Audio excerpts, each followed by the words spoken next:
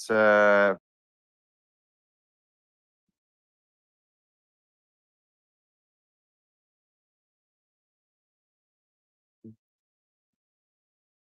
Um, can we have a roll call and establishment of a quorum? certainly. Chair Simmons, Here, Vice Chair Gardner, Committee Member Markham, Committee Member Elvira, Committee Member St. John. here. Elvira is absent. So we have quorum with 4 members and 1 absent. Okay, so shall we have a moment of silence and then the Pledge of Allegiance? Would someone like to volunteer to give the Pledge of Allegiance? I'll volunteer. Okay. So we should stand. Yeah.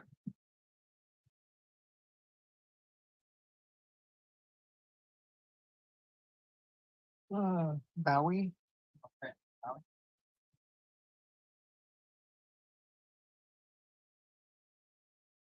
The death toll is now over 110. Maybe expect about 20 a day. All of the advertised. But anyway, so let's do the Pledge of Allegiance. I pledge allegiance to the flag of the United States of America and to the republic for which it stands, one nation under God, indivisible, with liberty and justice for all.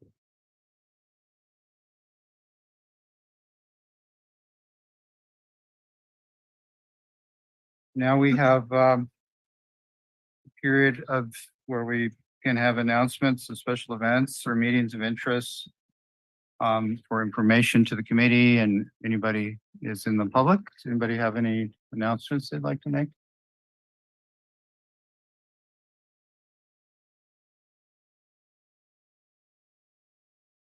Martin Luther King ceremony for the new dedication. Make sure you turn your mic on when you speak. It is Oh, it is. Okay, sorry. better. Yeah. September 9th on Saturday. Okay. Richard, anything? I have none.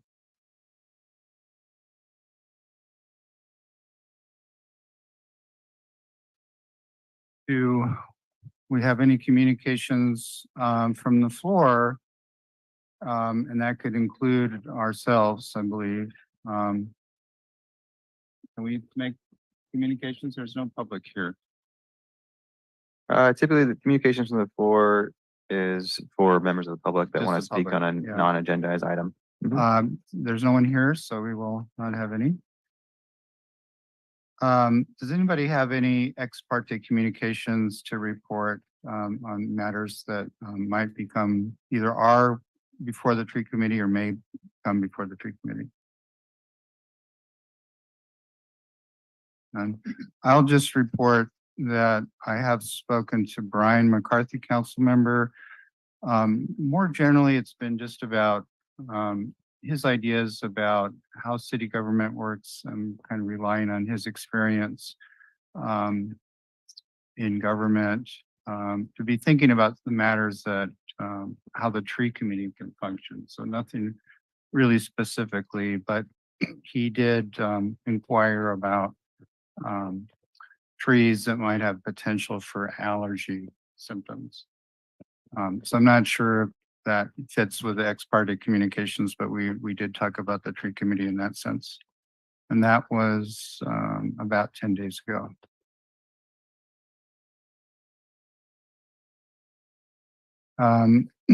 Moving on to the consent agenda. We have our tree committee meeting action minutes from March 8th and May 24th. We need to accept these minutes. Would anybody like to make a motion to propose the March 8th meeting action minutes? If I may, Chair, You can take it as one item as the Okay, consent we'll take it calendar. as one item. Mhm. Let's have a motion. I'll make a motion to approve the meeting action minutes for both the March 8th and the May 24th meeting action minutes. Is there a second? I second. Any discussion? May we have a vote? Committee member Markham, Yes. Gardner, Yes. St.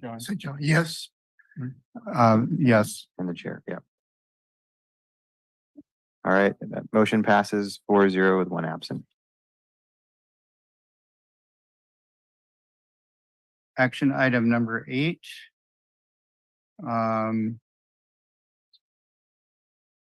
We're on the agenda is a proposal for the tree committee to think about the current tree list for Marina and make revisions, potentially propose a new list. We have some items from staff on some tree lists, our current tree lists, and some other tree lists from surrounding communities. The proposal is to form a subcommittee of 2 members of the tree committee to work on revising the list, bringing a list forward to propose to the whole committee, getting some outside review in that process, and then seeing if we can approve a list coming from the tree committee that we'll give to the city for consideration to use for future developments going forward and potentially for street trees, those kinds of things. That's a proposal. Is there any discussion about this action item? Chair, if I may. Yep. Typically, staff gives a short, brief, Oh. informational Let's- overview. Let's hear if you'd from like. staff first. And then we'll discuss. Yeah, and then turn it back to the tree committee for questions of staff, and then it goes out to the public for questions of the general public if they're here. And then if there are none, then it comes back for comments and feedback is the standard. So I'll head this off with a short overview of this item. So our tree list dates back to 2001. It has trees on it that includes average height, spread of branches, ability to withstand wind in a rating from 1 to 5, 1 being not very well and 5 being very well. Just ability to deal with drought, and then suitability as a street tree with considerations for overhead utilities. So that would have to do with how tall it gets in relationship with overhead utilities. In this brief staff report that I prepared, I did examine Pacific Grove's tree list. I came across it when I was looking at the second item before you tonight, which was looking at the way they do code enforcement. And I thought it was an interesting tree list, so I included it in this item as well, just for a quick overview. And I do dig in a little bit in this about, how there's variations between Sea Haven's tree list, their master tree list, which we just updated last year through the Planning Commission. And when you get into it, there's within one species of tree, there's can be many, many, many different types of those trees. So, although there are some nuanced differences, and and I go over one in particular. Generally speaking, there are some similarities to them. And then tree committee member Jeffrey Markham also revised that analysis and included Pacific Groves, which was included in that comparison. So you can see, which trees are, and here, if you look on your screen, you can see, gives an overview of which trees are in, on the list for Marina, Sea Haven, and Pacific Grove. And then he notes if they're native to Monterey or, I believe or California. Yeah. So, it's a nice way to look at all the different types of trees. You can see that some of them, holly oak versus cork oak versus coastal live oak. You can see a lot of, within the same family of trees are on this list. So It's also interesting to see that I noticed on Pacific Grove's tree list, they do note trees that are not suggested, acacia, blue gum, also known as eucalyptus, are not recommended trees on their tree list. So just interesting to point that out. We don't have that on our list. We just point out all the trees that we believe are suitable for Marina. I will also note that the reason why Sea Haven updated their tree list is because their tree list was similarly old to our tree list, and it hadn't been revised since they first adopted the Sea Haven specific plan back in 2003, 2004. So they've learned a lot of lessons about what trees do well where, and so I included their list, which it goes over minor street tree, major street tree, parks, open space.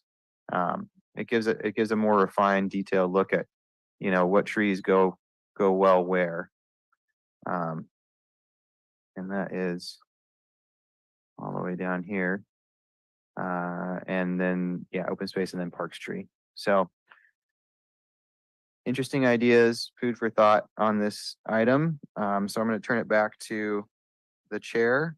And then, of course, the direction today will be to nominate 2 members to be on this subcommittee, and then discuss the tree list, give general direction to the subcommittee and staff, and then we'll talk about next steps at the end. So back to the chair. Thank you, Nick.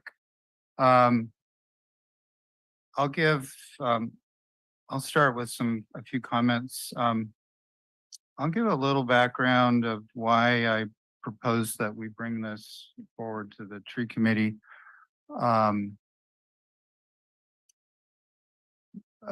It's been about 2 years ago. It was actually during the pandemic when Fred Agature was still working for the city. He asked Mike Owen and I to look at the current list of Marina trees and help with a revision. And he was really interested in including information that was more, let's put it, had more classification factors in it that had to do with suitability for the kinds of locations you'd encounter in the city. So our current list doesn't have a lot of that kind of information. For example, is this tree have a big, big root system, and you need a really big basin for it, or a big canopy, maybe not suitable for smaller planting areas, that kind of information. And so we started working on that. The pandemic raged on. Fred left. We actually do have a list that I think we'll try to bring in our consideration. It's in draft. It was never finalized. Fred saw it before he retired, but we didn't make any progress with it. Talking with staff, with Nick and Allison, it seemed like this would be a good thing that the tree committee, in fact, could work on. We could look at the list, make some recommendations, get some outside review of the list. So that's really what this item is about. So that, and it's the larger thing that I'm thinking about, and one of the reasons I decided to be on the tree committee again was, in fact, could we do more in the tree committee besides just a simple yes or no on a tree permit, those sorts of things? Could we use this body to, as a persuasive force, to help influence what happens in Marina with trees, and to promote a better, a healthier urban forest, and see what we could do to do that from the tree committee. And this seems like low hanging fruit, this kind of activity. So that's those are my comments. Any comments from other committee members? I had a few. I just noted that our tree list is quite a bit longer than all of the other ones from our peer cities, and it would be good to look at each one of these in terms of their current viability, how much of a population of them are there within Marina, and kind of rate their overall suitability for the various applications you were talking about. So And if, we have things where there's absolutely, we're the only city that has these recommendations. And the second thought is, since it was originally done in 2001, are there items like, our prolonged droughts and things like that that would influence whether these trees should be on the list at this current time? So the other thing I thought might be useful, because I did like PG's application, was overall maintenance for people. Is it a fruiting tree? Sweep up after a lot, things like that might be good for people when they're planning their landscaping. And then I'm not sure if we've done a population count, but if is there any type of diversity that we would recommend in terms of how much of this kind of tree we would like to see within Marina? Might be good to consider as well. Those are my comments. I like the idea that Pacific Grove had a list of not recommended plants. And I think several of them were highly invasive. They spread easily. I'd like to bring up too the fines. Of the different cities, there's fines, and I think that we're really lenient on people who take up trees. That will be the next item. The different. Yeah, that'll be the next one. Mhm. And I'm really for what you're saying about an update of the list and a little more categorization, especially when people don't know what they're doing. They're looking to this to get a better idea. That makes sense.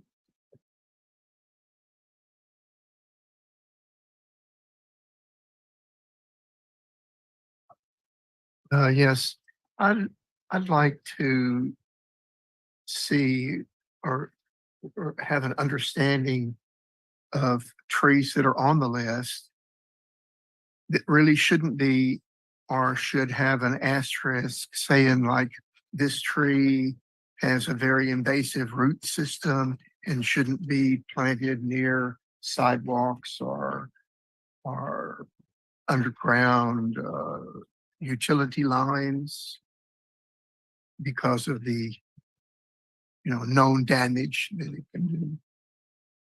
And any other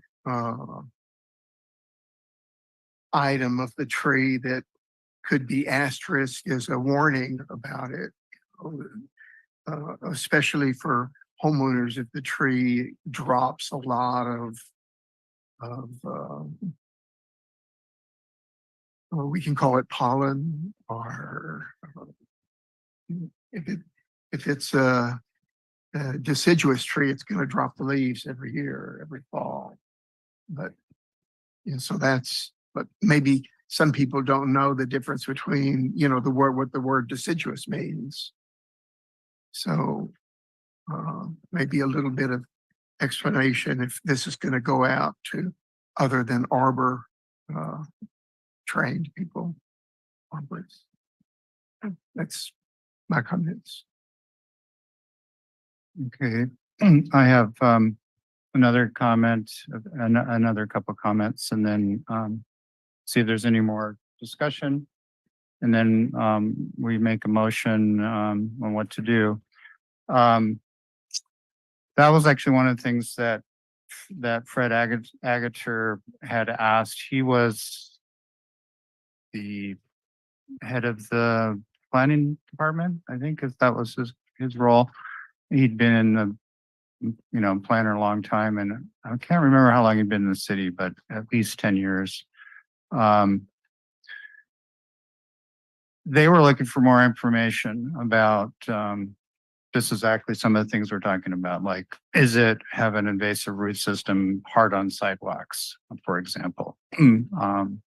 So that I think that's one of the things we really want to include. The other aspect is I've looked at a lot of different tree lists, and they change. They change because new information comes in about the suitability of a species.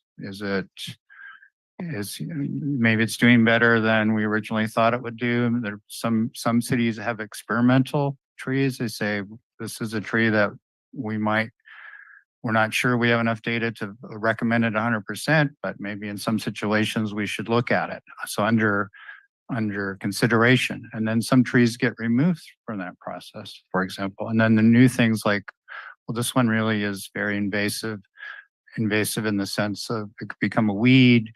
And the idea of the biology of a certain tree is that this is not something we really want to plant more into the environment, even in a city. You know, we don't want to cause invasive species problems. So they get updated. And I think that's something that I think part of the idea of looking at our tree list and updating it, adding new information. My understanding actually of the tree list in the city, actually the original, I don't remember, the tree committee existed in a volunteer group form, and then they became an official body of the city. But I'm pretty sure that the original tree list, and potentially why there are a lot of trees on that list, because there was a bunch of tree people that were involved in looking at the first list. I'm not, Mike Owens not with us, Richard White, and we could ask him about some of the history of this, but anyway. Any more discussion from tree committee members? I did want to point out there's an omission in my list that I caught. The bay laurel is not on the list, and that's on the Sea Haven list, but not in mine. But I've updated it. I'll send out an update later. Yeah, one additional comment that we were talking about before the meeting, to see if there is a tree list that is for the dunes project, because they're installing thousands of trees in that project, probably as many, if not more, than in Sea Haven. We could take a look at their list. If I'm sure there is one. I just don't know where. Yeah, I can share that with whoever it becomes this tree subcommittee for this. So I can share that with those members when I find it, and with the rest of the group as well, of course.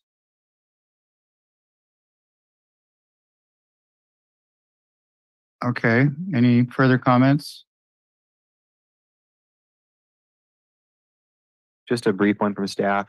Allison pointed out that this is getting close to a guide more than a list, which is not a bad thing. It's a good thing, I think. So, you know, the recommended tree list, but it seems like we're getting closer and closer to like somewhere between a recommended list and a guide. And that's, you know, it's helpful for residents, it's helpful for homeowners and people that are going to be planting trees in the city of Marina. So it's an interesting way to look at it, as more of maybe more as a guide as well, just as staff comment. Yeah, that's a good comment, Nick. For our work for the previous list that I discussed on the draft list, we looked a lot at what San Francisco was doing, and maybe I'll just talk about that for a brief moment. They have a official street tree list. So they make recommendations. The street trees are the most challenging conditions where you can put trees. So the city owns the streets. And Marina owns the streets as well. We don't have a street tree program, but San Francisco does.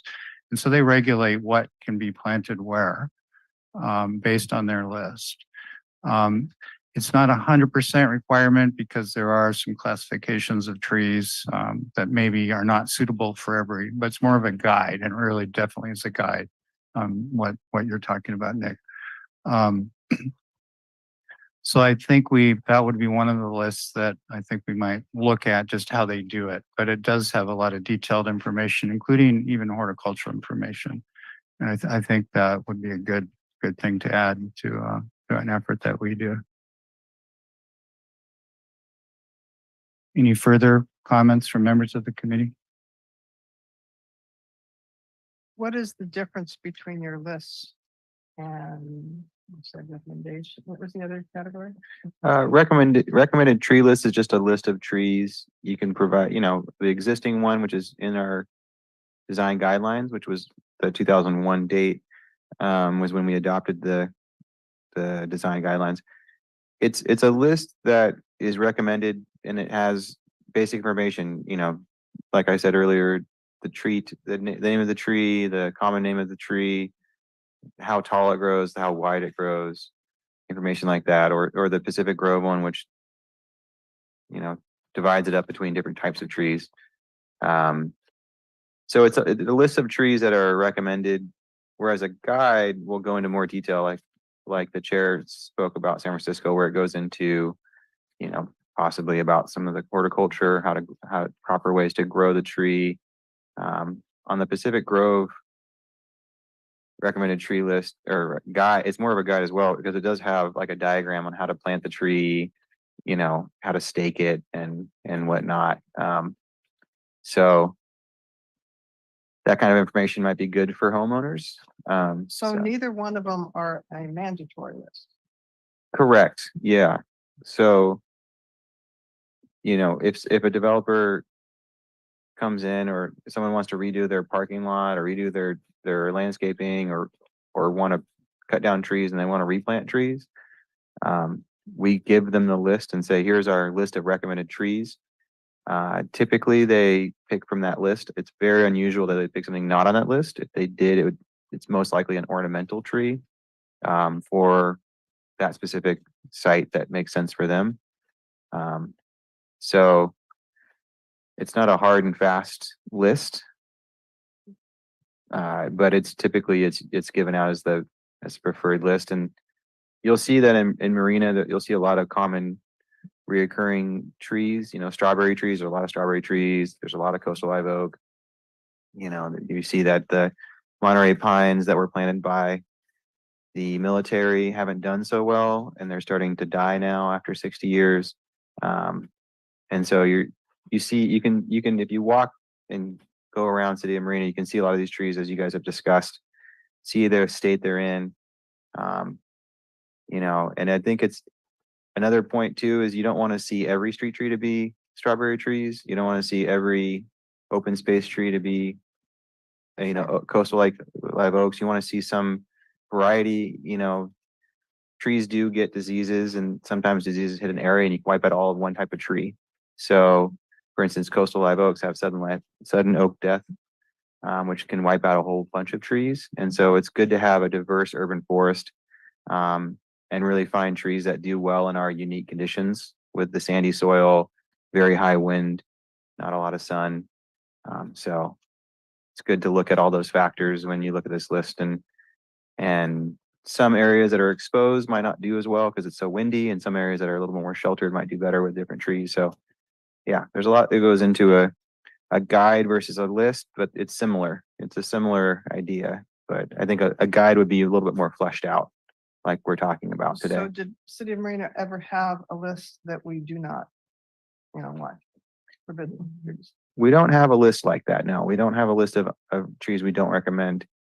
And in fact, in City of Marina, we typically, the residents do love eucalyptus trees. That's a tree that some people don't necessarily want in their cities. And it's an interesting tree. I mean, you can find trees in, across California that are eucalyptus trees that have lived there for, 200 years. So, and then you can see there are some examples of trees where they're in more open space areas where they provide maybe a wind block or they actually do okay in the sand. So, because of our unique conditions, sometimes trees that other cities don't want we might want. So it's just a question of, what's best for the City of Marina and for this area. So, yeah. I have a follow-up question to staff. It's my understanding that so the trees get planted in two kinds of situations in Marina, maybe three, depending how you think about it. But one would be on the city property, on those rights of way, on street trees, and I suppose potentially parks. The other is what residents do, and the third is new developments. And I understood that it's part of the planning process maybe there's discussion back and forth. I don't know. So how does a new development would use a list of trees recommended for Marina? That's a good question. The three major developments in Marina were entitled a long time ago. So the most recent, it's actually a very small development that we had is Abbey Healy. They just subdivided one large parcel and made 9 smaller parcels. So in the process of applying for a tree removal permit to cut down the eucalyptus trees that were used as a wind block, they proposed street trees as the replacement trees. And so in that conversation, Mike Owen was involved. They went and recommended a number of different street trees. I think it was strawberry trees for some of them and coastal live oaks in other areas. So in that process, you look at they used our recommended tree list. They picked trees off of that, trees that were suitable for those different locations. And that's how they move forward with that. So it's very much, and then with the planning commission, when they reviewed that tree removal permit, they could have offered different trees, maybe a different mix if they had wanted to. At that time, no planning commissioners really had an interest in recommending different trees. And the developer was comfortable with, accepted Mike Owen's suggestion of adding coastal live oaks into their mix of trees. So it really is a discussion between the developer and the tree committee. And it will be once we have, a larger development come in or any other new development come in. There'll be a discussion for the tree committee to have with the developer if you want to revise that.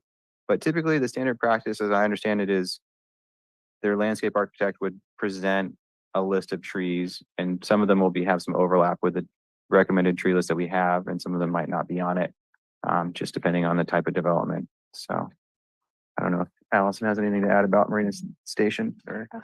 Really just the types of projects that would require landscaping and thereby a certain number of trees to be planted are commercial projects and multifamily projects. So those would require a landscaping plan. And our design guidelines include a section on landscaping along with parking lot design, lighting, and some other topics. So that's where you kind of get the bottom line of what the landscaping plan is going to be. That's where this list lives. So from there, their landscape architect would design their planting palette and their actual layout for their landscaping plan and choose the trees and the size and location and all of those things. Thank you.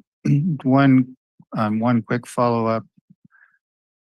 We don't have a city street tree program currently. And going back to the example of San Francisco, those are city trees. I think the way they do it is the city approves all trees that are actually planted in city right of way. And I think that might be the case if we were going to look at it in Marina. But currently my understanding is that you actually have to have a tree planting permit for planting in the right of way. And I don't know how often that actually happens, but we don't have I'm unaware of a city program to plant street trees and maintain them like some other larger cities have. But my thinking is that a recommended list, especially it could be a section about street trees, because that's a specific kind of really circumstance that in fact,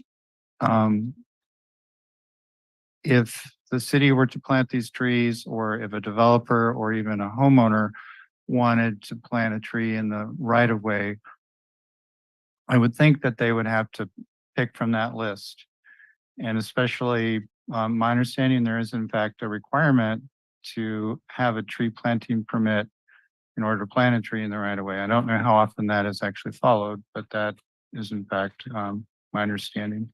So that's a question. I'm trying to make this into a question. Do you see it? Does staff see that would be one of the functions of a list like this for that specific circumstance about street trees? So, yes, I believe that absolutely you can have a section in the recommended tree list for street trees. What are suitable for street trees, major, minor, is a good idea. That way, if it's out in front of a residence, you can have a smaller tree. If it's in a big median, you can have a larger tree, right? So that's my comment for that. And then I'm not familiar with Public Works, how they do street tree permits. I know that if anytime you touch the public right of way, you definitely need an encroachment permit. So I would assume that it's either an encroachment permit or a specific tree planting permit. I'm not quite sure. It is an encroachment permit. Okay, but You just yeah. reminded me what it's called. Yeah, so anytime you touch the public right of way, you need an encroachment permit. It's probably just a box on that permit fee schedule for what you're doing in the public right of way. And then I'm sure they have some sort of conditions of associated that come from the Public Works Department. So, yeah. One question to staff. I don't know the progress of the Marina Station planning. Have they submitted landscaping plans at this point? They have not submitted plans at this point. I have a question. I think for the public in general, it's very hard to discern exactly where the public right of ways are. For instance, in Sea Haven, the streets are fairly narrow and there is a tree, they have what they call parking strips that are crushed granite, I think, and then spaces, maybe 2 or 3, 4 yards sections between the sidewalk and the curb that would be mulched in and little bushes and trees. Almost every one of them has at least one tree. And so that would be within a yard, 3 feet or less of the curb. Only a couple of feet, maybe 2.5 feet from the curb. And I would think that probably is part of the right of way, but I'm not sure. That's my guess. Yeah, that's correct. That's part of the public right of way, the landscaping strip. Mhm. Right.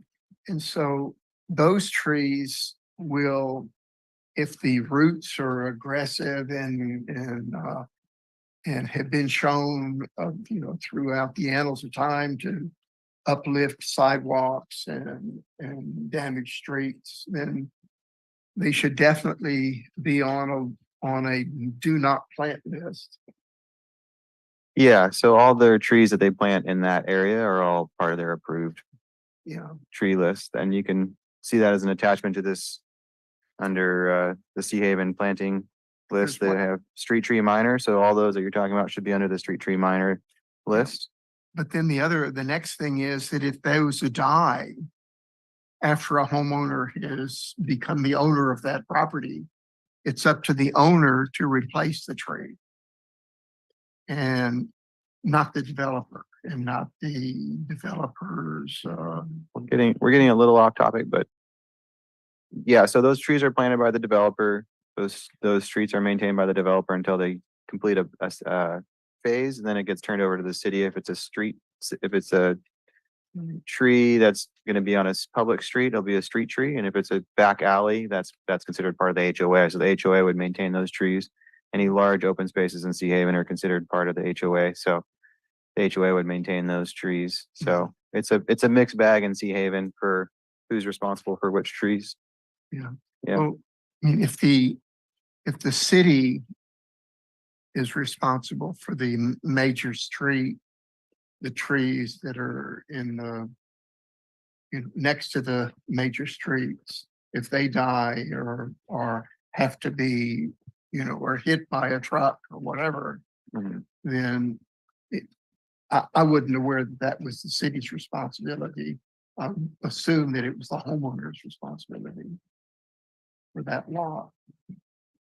So most Sea Haven Dunes and what will be the plantings in Marina Station are all going to be handled by the HOA. So typically, I mean, for your committees, purpose, you should probably be thinking more citywide and outside these planned um, subdivisions, because those are already have a prescribed planting plan. So things that die in Sea Haven are going to be replaced according to their already existing approved plan. So although large subdivisions like that will utilize the tree list you come up with in the future, it might help your subcommittee to kind of focus on central Marina or the areas outside those master plan communities, because they're kind of done. For the most part, their landscaping is maintained by the HOA. So it's a little bit of a different who's responsible for what, et cetera. I think it's a really good idea for you to come up with a list of trees that you think would be appropriate street trees for public works to use. Also, individual property owners, if they're interested in planting a tree within the public right of way, what kind of tree should they plant? Something that Public Works will, be able to deal with, and something that doesn't have a gigantic root system that lifts up the sidewalks over time, those kind of things. And that's kind of what we're talking about when we're thinking of this guide that has like all of these different categories of maintenance requirements and drought tolerance, and all that stuff would be very helpful. And low branches that Yeah, grow past the curb. litter, like fruit litter, pods, things like that would be helpful to consider. Thank you. Is this an appropriate time to talk about the subcommittee? Yeah, I was just gonna make a motion. I make a motion that we appoint a subcommittee with 2 members. The task of the subcommittee will be to study our current tree lists, look at tree lists of other similar cities or other cities that have tree lists that seem appropriate for us to look at. Revise our current list, add more details about site-specific requirements, suitability for different locations within Marina, and horticultural information. Any second of that motion or revision to the motion?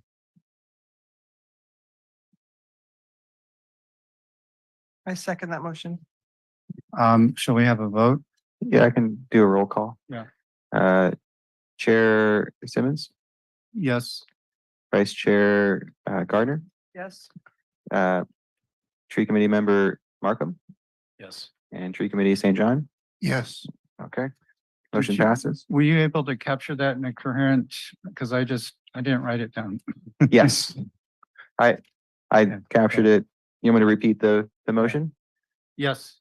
Okay, so the motion that I have written down is that the form a subcommittee, which will study the current list of recommended trees, study other recommended tree lists that seem appropriate for the city of Marina, revise the list and make the list more current, and look at suitability of trees and adding more details such as the horticulture.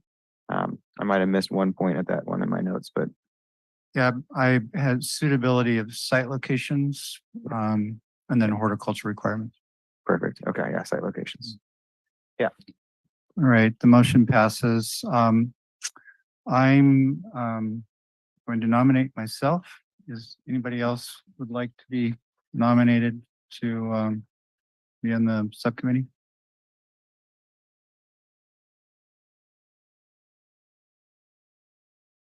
I would do it. I don't have the history that you do, and I would think it would be nice to have not all men.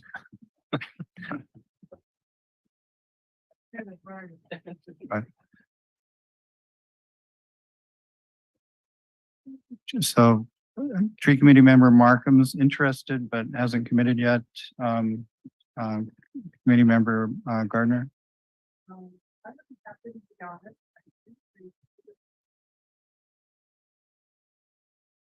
Well, it's perfect. We can nominate her when she's not here. Isn't that what we're supposed to do? What?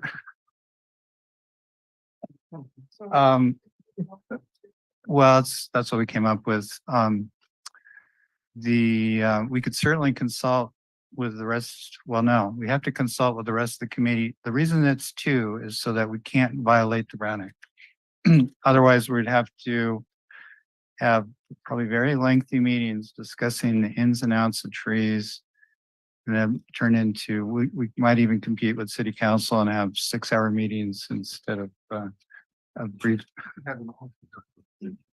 So we can't, the subcommittee has to be two because that's just the way it works. If you had two, couldn't you have an alternate to one of either of the two? For some reason, one of that subcommittee members couldn't. I would think that if one person couldn't serve before the work was done, then we just have to appoint a new person, I think. Yeah, through the chair, I think that it would be appropriate for two of you to be appointed today. And if so desired, at your next meeting, one of you could offer to be replaced by somebody else if that was the favor of the committee. But you can just get established and then swap out if needed at a later time. I think that makes sense. So I've nominated myself and Jackie, committee member Gardner, did you nominate yourself? Can I nominate you? Okay. We have two nominations. We don't need a second, we just vote. For a subcommittee, you can just vote. Okay, let's have a vote. So can we do a roll call? Absolutely. Chair Simmons, I vote yes for those two appointments. Vice Chair Gardner, Committee Member Markham, Yes. Committee Member St. John. Yes. It passes 4-0. Thank you. I would like to make one amendment to the motion that's putting our committee together. I would like to amend the motion that we present our draft list to the committee at our quarterly meeting in January. In the agenda was proposed in October. That's about 2 months from now. I don't think that's enough time. I agree. That's a daunting task in 2 months, right? Any other comments from anybody? The proposal is to add to the motion that we set the January meeting as the time to deliver the draft list to the whole committee. Am I making a motion? No, you're making a comment, so I made the motion. I think January is a reasonable time. Okay. Anybody else? Any comment? Through the chair, member Gardner did make the second. So perhaps if she wanted to just affirm her second to your amended motion, Said that would be comment, but yeah, I would appropriate. make a motion. Okay, so well, in the comment, you can second it. So Okay, I make Yeah. a motion that we have the list available at the January tree committee meeting. yeah, I'm sorry, I made the motion, so you should second the motion if you agree with it. So I already made a motion, so you For can, January. yeah, so you can second it. Okay, I second that. Okay. Did you want to take another roll call? Or it's not Let's have it's not necessary if Yeah. if you're just amending the existing, as long as the second agrees. Yeah. Okay, yeah, that's good. Motion Okay. stands. Yeah. I think we are done with the business of the recommended tree list. Did have one question for staff of what resources would be available for the subcommittee to help answer questions about, arborist kind of questions. If there are any resources that would be available. Yeah, so when I discussed this with the director, this item, we thought it would best if you come up with your tree list, you work through that tree list, and at the very end, once you've presented it to staff, we can have it reviewed by an arborist, and that can be, we have funds for that, so we can have it reviewed by a local arborist who we have a contract with. We have a number of arborists on contracts. So Any last comments on the tree list item? Hearing none, let's move on to number 9, informational items about unpermitted tree removals.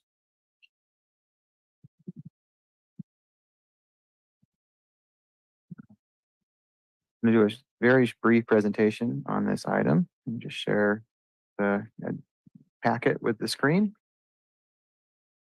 So this item was requested by Tree Committee member Jeffrey Markham. We currently have a number of different rules when it comes to unpermitted tree removals, which I detailed in the packet. So this is an informational item. I go through the relevant sections of the municipal code that speak to what happens when you remove a tree, what the definition is of damaging a tree. So it's important to note that damaging a tree includes, burning it. There's all sorts of different stuff. Over trimming it so that it damages it. So, or actually hurting it in some other way, like poisoning it or something. So what's interesting in Marina and what differs City of Marina from Pacific Grove and Monterey is that we don't require a tree removal permit in R1 zones that are developed with one single family home and can't be subdivided any further. It's important to mention that subdivision aspect of that because if you look at like the Abdi Healy subdivision that just occurred, they wanted to cut down the trees before they did their subdivision. And so they had to get a tree removal permit because it hadn't been subdivided yet. And so once it's subdivided and those trees are planted on those parcels, they can then cut those down without a tree removal permit. That's how the code was written. Whereas when you look at the code in Monterey or Pacific Grove, it says on any parcel that's undeveloped or developed.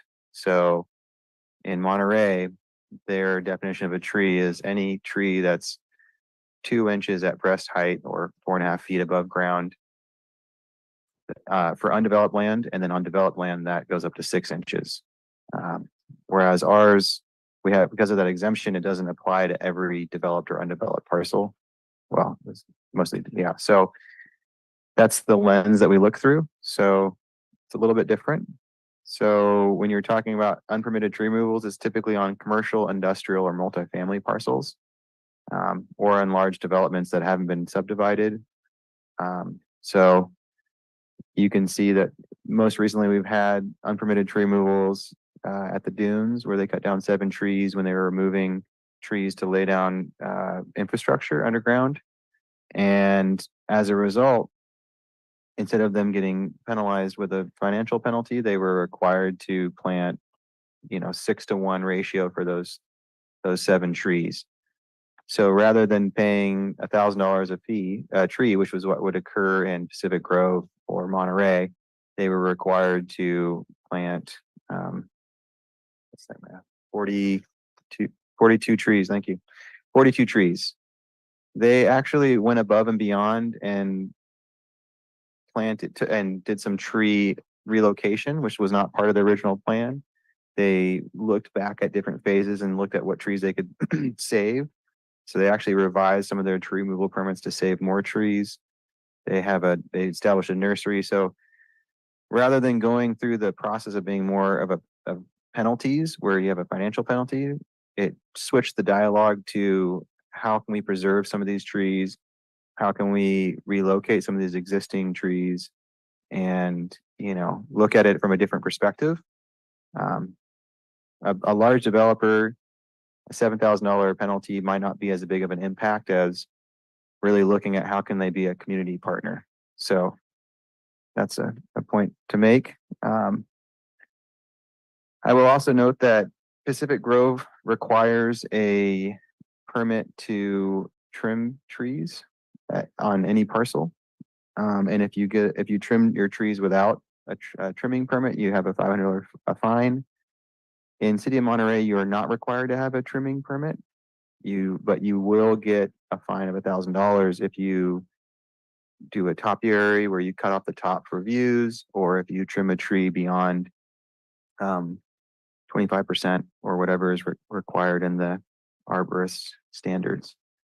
So, and they do levy that fee. I had a long conversation with one of their arborists about this, and they issue about 12 fines a year, typically to single family homeowners in the city of Monterey. And it varies from people trimming without a permit beyond what's allowed to people removing trees without a permit. And what I found interesting with the city of Monterey is they also fine the arborist company as well. They go above and beyond in that regard. The city of Marina does not fine the arborists, or the tree removal companies. We would just fine the property owner if it got to the point where they were not replacing the trees.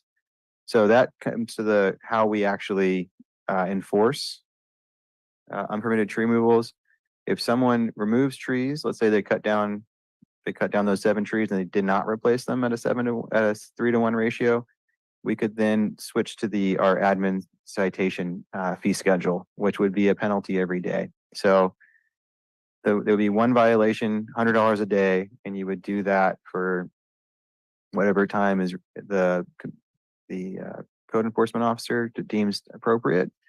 So it could be 2 weeks at $100 a day, and then they could up the fine to $200 a day and do that for another 2 weeks, and then they could up that fine to $500 and do that for as long, so it goes up over time depending on how much they comply with when they comply with the order. So very different situation in Marina than Pacific Grove and Monterey. We have unique characteristics in Marina, different population, different approach towards trees. And so it's up for discussion. I would say feel free to discuss this item. If you have more questions for me, I'm happy to provide more insights or answer any questions I can. So I'm going to give it back to the chair. Thank you, Nick. Any comment or questions from any of the committee members for the item about tree removals and consequences? Well, I have one comment. So I think, what I'm hearing, and I'm still getting my head around how this works. And so I thank you for the item, and committee member Markham for bringing it up. I think it was a good thing to have a discussion about, particularly as we move on to one of our other issues, or what are we going to try to do in the tree committee for the next 2 years. It might be something we want to think about. But so one question, and I'm famous for asking questions that sound like long comments, but I will turn it into a question. The comment is, the way you're describing it, there are some, the situation in Sea Haven where there was a kind of negotiation and dialogue with the community, and we have to credit people like Mike Owen for really raising awareness, and others.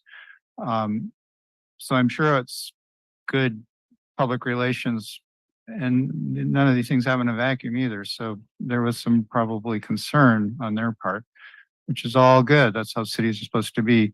So that seems like a good feature, and that a punitive fine may not be the best way.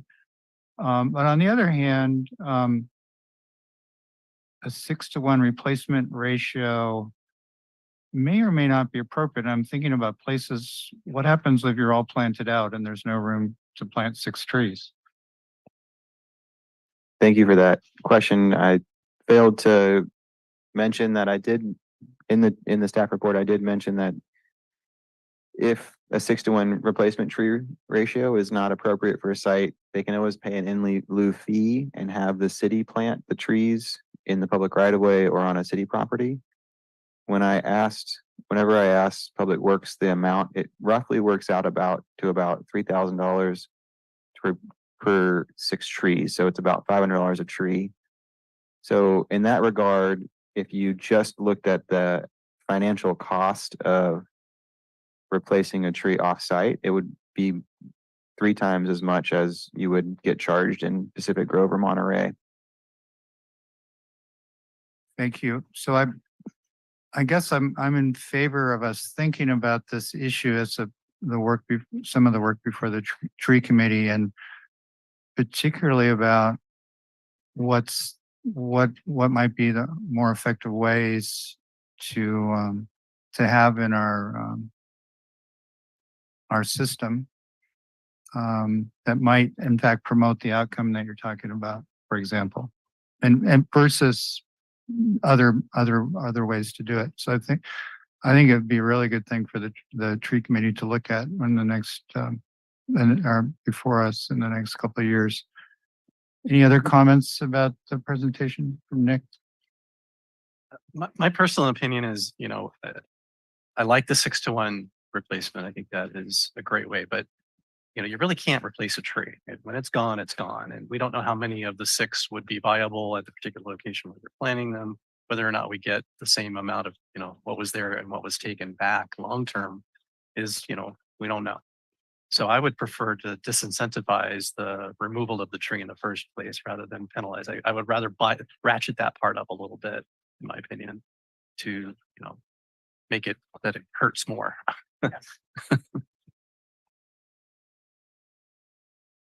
Yeah, Committee I- member Gardner. I'm in agree with that, especially with the large corporate housing units we're putting in. I don't really think they care very much. I don't quite understand this, $100 per day. What is, if they knock down 50-year-old trees, what were they fined? Or what were they supposed to be fined?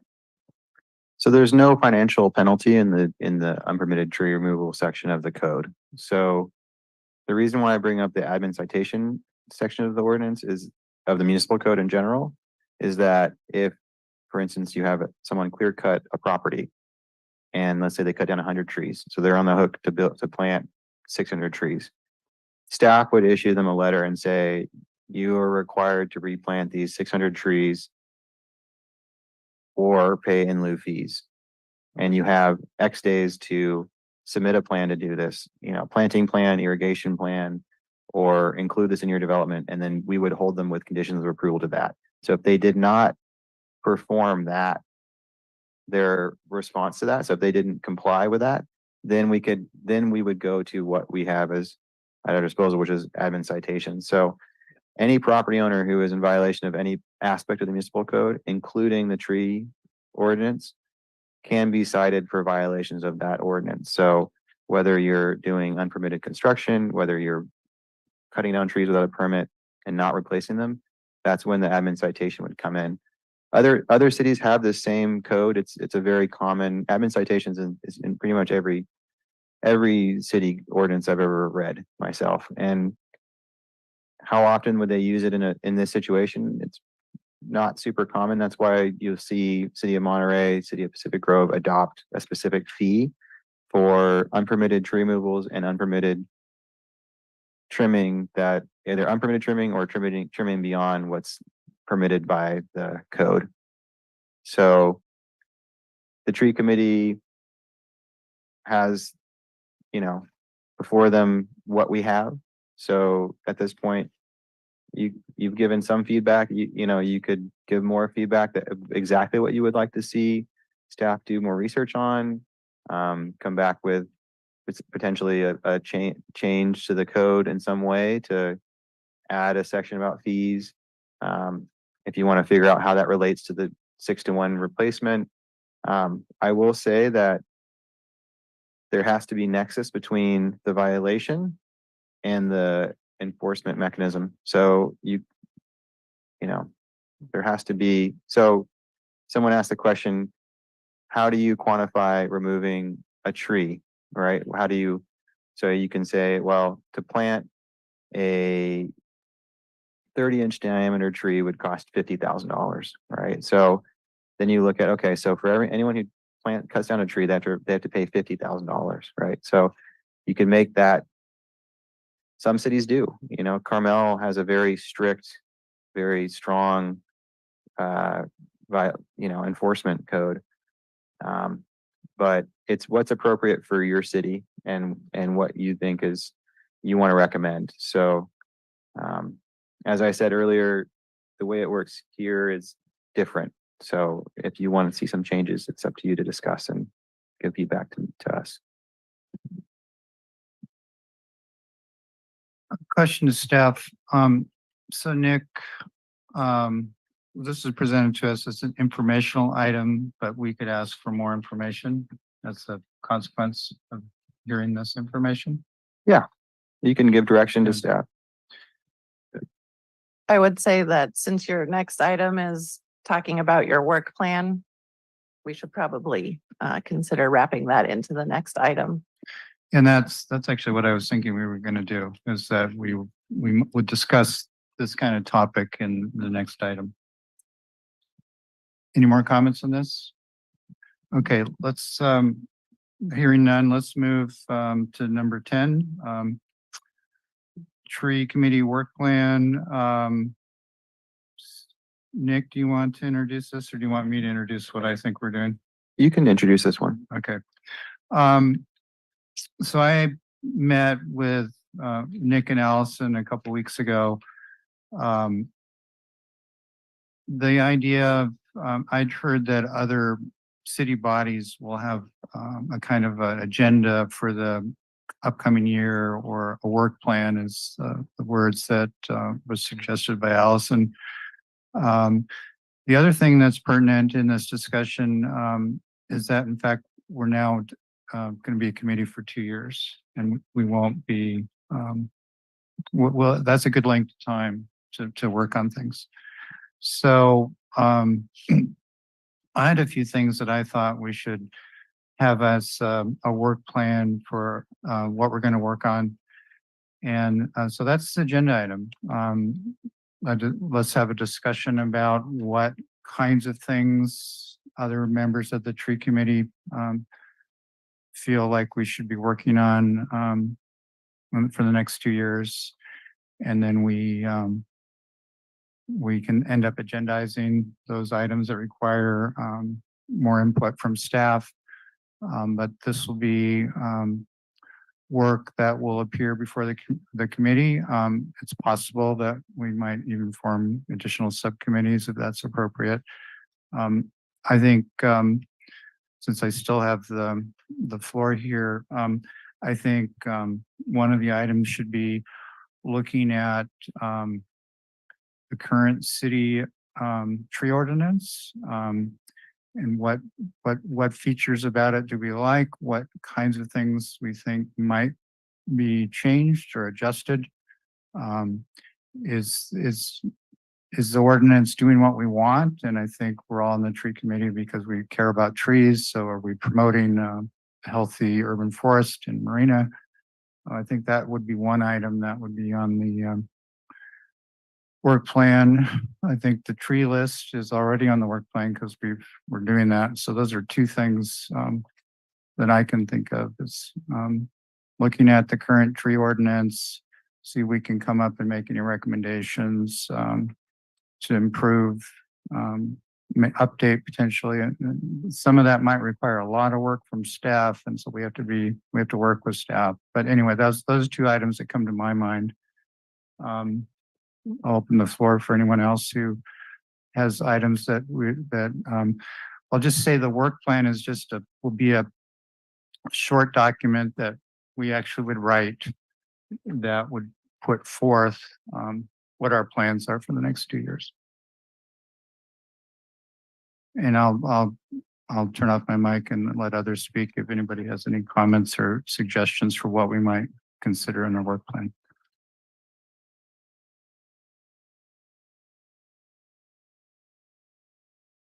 I did a little bit of thinking about this, and it's not a whole lot, but one aspect of it I think that would be good would be more education about trees in general on the Marina City website underneath the tree committee, or just anywhere. I don't really care specifically where it is, to understand. And I think this would have to be done after the new tree list is established. What do they look like?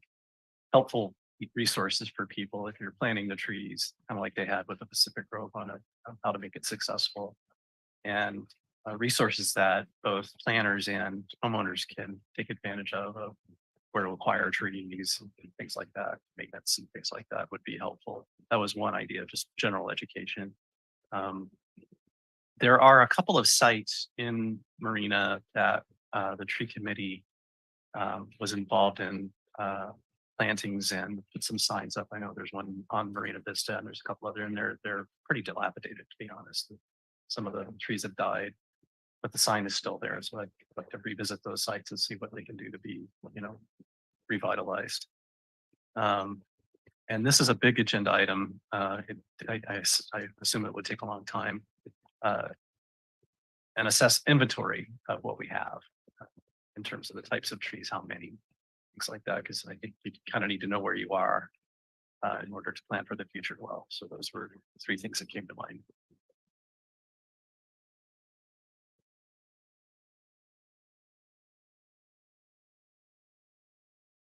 I have a couple of thoughts to add. The first is that the Cypress Knolls project is currently under a development phase for the scope of work or the scope and definition of the project before it goes out for bids to developers. Is that correct? We are working right now on a request for proposals to announce a bid opportunity. Well, I would propose that there be a section in there for the existing trees. Especially, I don't know what we would call them, one thought comes to mind, could be called the heritage trees there, or trees that have an age of 50 years or 100 years, some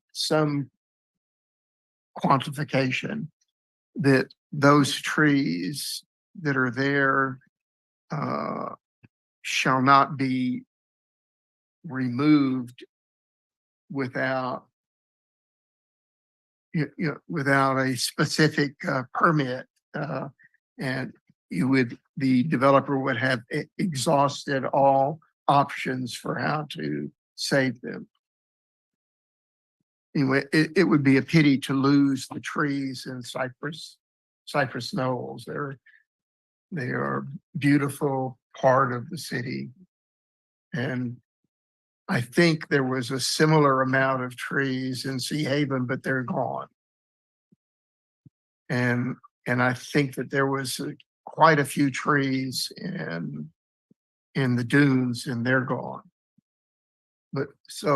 And Cypress Knolls is probably one of the last major pieces of Port Ord that the trees haven't disappeared yet.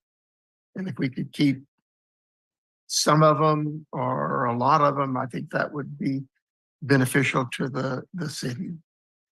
And the final section of Sea Haven that hasn't been clear cut is, I don't remember how many acres, but 15 or 20 acres, the corner of California Street and Imgen Parkway. In that section, I don't know if there is a tree demolition approval already. And if not, I know there is a subdivision map of that area. And it's been approved. I have just one comment, Richard. Can you turn that into a agenda item, or not an agenda item, but for a topic for our work plan? It's just, what I'm hearing is thinking about significant areas of trees, Protect. Committee member Markham talked about an inventory, but I understand the concern and I share it, but I'm just wondering if you can think of a way to put that in as an item for potential topic in our work plan is what I'm trying to get at. So what I'm hearing is a combination of inventory and recognition of areas of interest that the committee might look at those, think about preservation, those kinds of topics. I think that's what I'm hearing in order to turn what you're talking into part of the work plan. No, well, what I'm talking about is a city's definition into a request for proposal that it's preordained by the city that the heritage trees be protected to the extent possible. That could be reviewed in their proposal.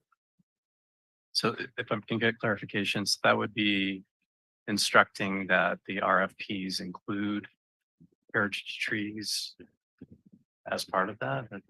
So through the chair, maybe I could clarify this a little bit. Those don't really strike me as work plan items. However, we could look into the tree committee perhaps passing a resolution that goes on record saying that the tree committee recommends that at least in the case of Cypress Knolls, I think the Sea Haven Phase 5B landscaping plan is probably already done or is underway as part of that final map. But we can verify that. But the Cypress Knolls, just very, very briefly, the results of the concept planning that's gone on already to date includes keeping that whole entire property in as natural a state as can be accomplished. So they're already in the visioning and general concept that has been come up with. It's trying to leave those intact trees as they are as much as possible while, meeting all of the other directives that the community conveyed. So, but you might want to think of perhaps a work plan item could be something like consider adopting a resolution of the tree committee that would cover those topics. Okay,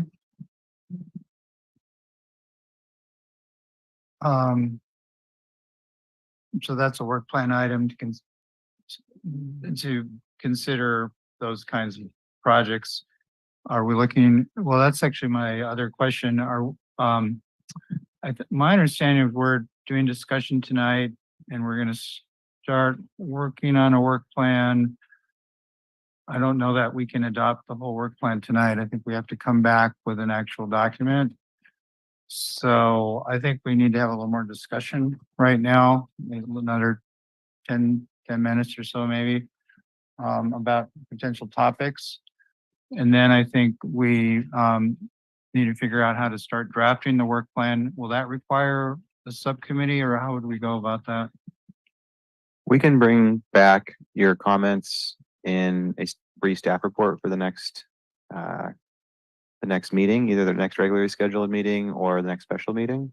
Well, And then we can get more comments from Judith as well, who's not here. So, okay. And so at some point we have to sit down and write a short document that's our work plan. Is that, we're going to hold that until the next meeting? I've written down all of the items that you have Yeah. gone over so far. And I can repeat them back to the committee if you want, or Well, I'm talking about process. How do you see the process? I think it makes sense to bring it back as a discussion item for the next meeting. And you guys can continue to speak and discuss these items.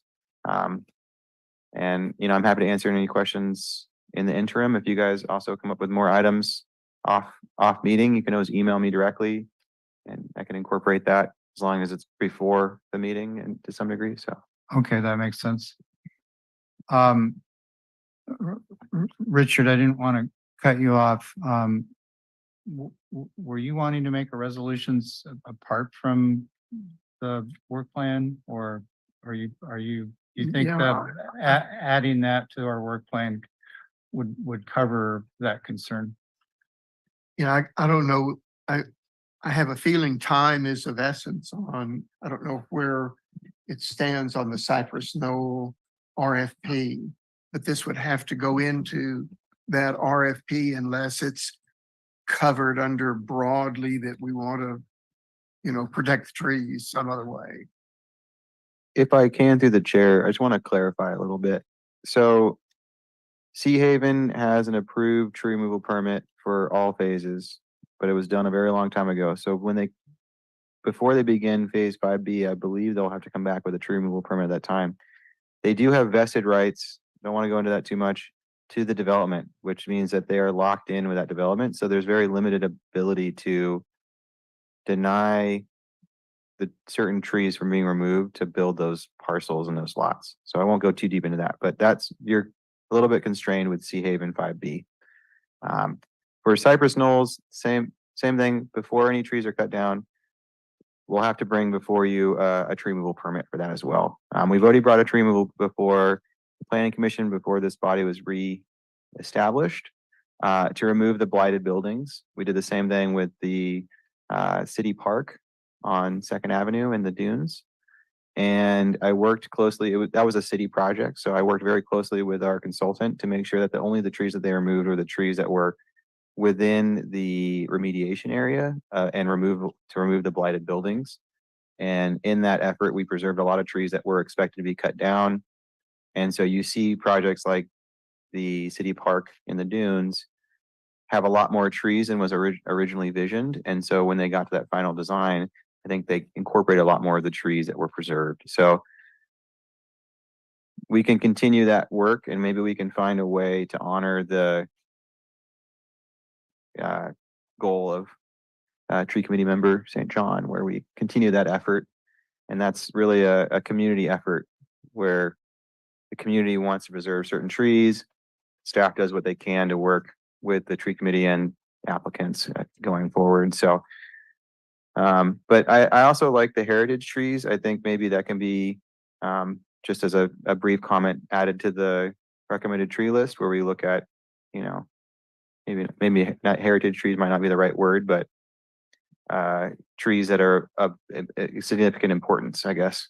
So We do have landmark trees, and so I don't know Right. that actually would fall, but I would staying with the work plan. I would suggest one of the topics be in the area that we're talking about, just around the concept of either important environments or trees that haven't been developed yet. Thinking about the landmark tree, how that works, and is that sufficient, or do we need something else? And that would capture, for a landmark tree is very sort of tree by tree, but we might be thinking about habitats or areas that haven't been developed yet. So maybe landmark ecosystems or something. But I think that would be an appropriate topic about that particular issue. And then I think that the whole tree committee would certainly like to learn more about what's happening with trees in the city. Some of that's incumbent on ourselves, just to find out what's going on through the planning commission, et cetera. I think that would be a good topic, that area. Any other suggested topics for the work plan? I'd like to reiterate what Richard said, that I think proactively identifying the trees in Cypress Knolls before there's a specific plan allows us to be in a better position in negotiating how the overall landscaping plan is done. If you do it afterwards, you're playing percentages and numbers rather than identifying specific things. You might win some, you might lose some. But if a landscape designer knew a priori which ones had already been identified as heritage trees or landscape trees, or sorry, landmark trees, then I think we'd be in a better position. Okay, and I'm trying to keep this on the topic of work plan, and so I'm going to just suggest that I think we're getting that topic on the work plan, and I think the topic will include what you've just mentioned. Is there a way to identify special trees, special landscapes. And I don't think the tree committee can do this. We can suggest this as something we should think about the process. I don't know that we can become an activist group and actually do things. We have to do that in our private lives. But as far as an agenda item, I think it's a very important topic. Is like, how can we promote a better urban forest in Marina that would include recognizing heritage landscapes or heritage trees and landmark trees? I think all that terrain would be a really good thing to in our work plan. Through the chair, thank you. I did want to just gently remind the committee that you are obligated to stay within the bounds of the tree committee rules and obligations in our code. But that said, we do have, Nick just pulled up the landmark trees code section. So within that, we encourage you to familiarize yourselves with the standards we already have in place for identifying potential landmark trees and what the process is to landmark them.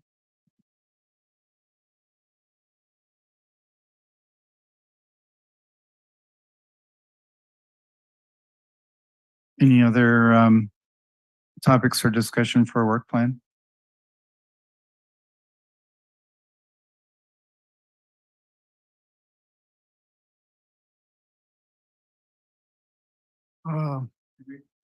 Yeah, Can you read back what we have already? That might help us.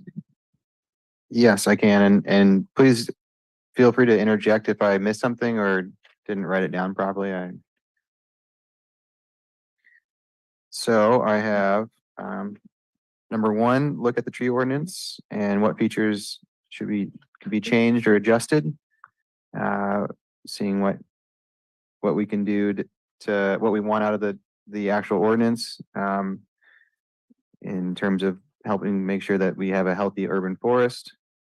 I noted that this would be a good one to bring back with an overview informational item on the actual ordinance itself. Second, number two, tree list. This has already happened with the subcommittee. Number three, more education on the website. This is to provide information, especially after the new tree list is made, to give resources to homeowners and potential developers. Number four, Marina Vista dead trees. The sign is there, but trees are dead. So I think that's a street that's landmark trees. No, what is that? There are a number, I think there's 4 of them, if I remember correctly, but the tree committee in the past, I think it was like 1991, maybe. Did a couple of places where they did plantings and that the public participated in plantings. There's signs that say tree committee did this, but a lot of them are in poor repair. So it'd be good to inventory them and see how we want to remedy that. Excellent. Okay. I will go look at that. So we can bring that back as an informational item about where they are and the state they're in. I'll make one comment. That was done by the tree committee before it became a city body. That's true. Yeah. And so that was Richard Boyton and Mike Owen. There was and others, many others. That's Jackie, you may have been involved with that, I don't know, but Gailey. So that actually led to the forming of the tree committee, that it was made an official body, and that's the Marina Tree and Garden Club came out of that. So that actually was a private citizen project, I guess I would describe it. But as an agenda item, it fits with the education. And so, education, promotion of good tree care practices, tree health, information about the trees that grow well in this area. I think those would all be topics that we can have as part of our work plan, and not necessarily specifically about, this tree that's signed here or not, but just the general topic of, as a body, how can we promote better outcomes for trees in Marina, given our roles as on the tree committee. So I think it fits right in. I hope you don't feel like I'm micromanaging committee members, but I'm just trying to to broaden it into an actual work plan topic. And then there might be examples within the work plan that within our work that we might want to think about or discuss. But I think it fits right in the topic that you first brought up, which is about education. Continuing, thank you for the clarification and the information. Number 5, assessed inventory. So tree inventory, looking at where we are with trees. Number 6, this is getting into St. John's comments, Cypress Knolls, looking at trees. I think this got distilled down to looking at the significant areas of trees to protect and looking at heritage trees and landmark trees overall and seeing if there's, ways to impact the RP and maybe impact the overall development as a body. Maybe with at a later date, making a motion to, or making a motion or having an item come before you and then making a motion on that regard. And yeah, looking at landmark trees overall and looking at that section specifically and seeing if it's sufficient and if there's any way of maybe broadening it or looking at habitats or ecosystem potentially. And then proactively identifying trees before there's a specific plan. I have that as number 10. And then number 11, I just briefly wrote this down, but that's looking at tree health and looking at maybe as part of the education as the, guides and stuff of how to have best practices for maintaining trees and making sure trees grow in a natural, healthy way. So I have 11 comments or 11 notes, and it'll probably be distilled down to 7. I think some of them are just numbers without actual, Well, our list is better than the other list because ours goes to 11 and the other one only goes to 10. I have one other thought to see if it's appropriate or not for a part of the work plan. And let me just give a background. There were a couple of different meetings of the Planning Commission wherein the subject of tree maintenance from the public came on very strongly. One or two members of the public complaining about the tree maintenance performed by the city of Marina Public Works. And there were specific examples of lack of maintenance of trees. And so is it appropriate in the work plan to take a look at the city of Marina, what do you call Public Works, for tree maintenance? I guess it's a budgetary constraint that causes the lack of the tree maintenance, not a desire to have everything look good. Yeah, through the chair, I would say that that's probably outside the realm of the tree committee's duty and obligation. Feel free to review your ordinance that is regulating what your tree committee does, but we do need to stick within. I would support that in this sense. We're talking about, Nick used the word best practices. I think we've said standards of care. That information, the tree committee is in the purview of the tree committee to protect marine trees as part of our duty, and that it's specified through tree removal permits, but also just that our function is actually to protect the trees and marina as best we can through our abilities. So the concern you raise, Richard, I don't know that we'd specifically say this city department isn't doing the things the way we think it ought to, or they don't have the money or whatever. I don't see that's in our purview. But the fact that we're talking about best practices and standards of care, I really see what we have before us potentially is as a persuasive body. Just we put forward more education. We put forward what should be modern standards of tree care for a city like Marina. In our private lives or others may see the work that we're doing, maybe we'll influence city council, planning committee, and that could become new ordinances, a stronger tree ordinance, for example. I think that's a possibility. But I see what we're trying to do here is by being a persuasive body, by having an agenda that focuses on things that we think are important. I joked is from the movie This Is Spinal Tap about it goes to 11 and this one's only 10. I don't know who got that joke, but I think a list of 11 is probably too big for 2 years. But I also think that we can combine a lot of these topics are kind of different versions of the same thing. So I think we can come up with a list that we think we can have. And I do see now that we really do have to come back and discuss this after we've had it some time to think about it.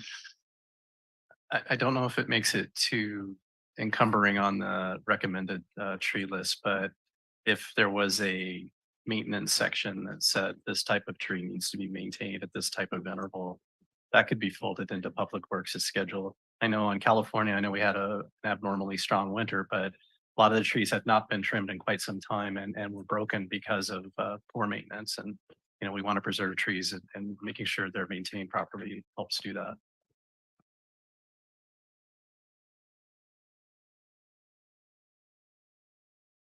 Any more other comments about the work agenda from the committee?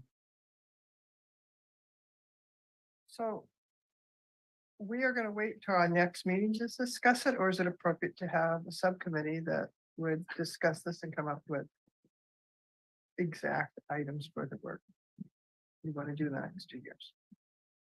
Define it. Yeah, I asked the same question, and I think Nick suggested he's going to compile our list.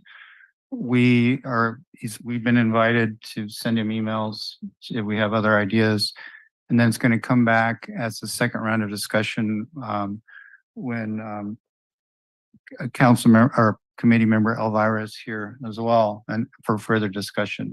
And I think that works. Yeah, that's the idea. We can definitely present that at your next meeting in a brief staff report. And through the chair, if I may, if you want to give direction to form a subcommittee at that time, I would request that you give me that information now or later on, so that way I can add that to the agenda item and make it an action item for that meeting. Because we would like to have, if we're going to form subcommittees, we need to have it as an action item. Yes. So Okay, I think we should do it that way because it's not going to write itself, the work plan. We're not going to write it up here. So I think after we've had our next we see the collected ideas, everyone has a chance to think about it, including committee member Elvira is not here. Then I think we should form a subcommittee to actually write the work plan. noted, thank you. And through the chair, I just want to make one clarification. You mentioned at the beginning of this item that it's going to be 2 years. So just to clarify, everyone on the tree committee was nominated for 1 year back in February of this year.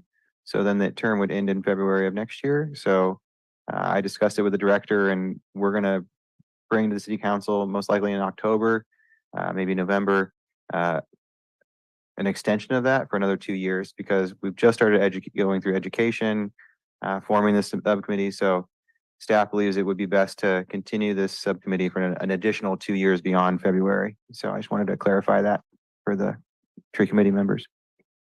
Correct. I think you can all hang in there, but I think it's a great idea because it takes a big effort just to get appointed to this lovely body, and then then it's time to go. It's like Gilligan's Island. It's a 3-year tour, right?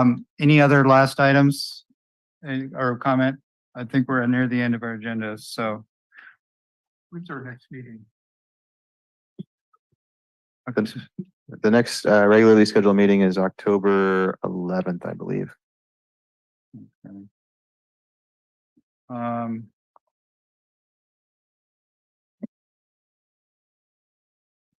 Do we have any moving on to the next item, do we have any correspondence?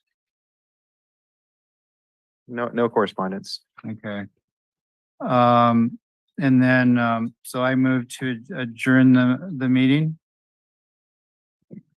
Meeting adjourned at 7:10 PM. Is it the 11th or do we not? It is the 11th. I just double checked, yes.